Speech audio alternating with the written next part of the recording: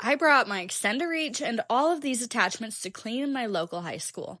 It was just me and these attachments against the world, or in this case, a massive high school. With all the modern touches in this school, there's a ton of glass, there's a ton of metal, and so many weird tiny spaces that are so hard to clean. I found myself gravitating towards the wall cleaning set because I feel like I could do the most with the one tool. The wall cleaner just makes everything easier. It bends, it rotates, it adjusts, so instead of trying to reach at weird angles, it just kind of does the work for you. I started off with the chenille pad to dust everything off, and it picked up so much more than I expected, especially in these places that were like beams, edges, higher surfaces that don't get cleaned as often as they should.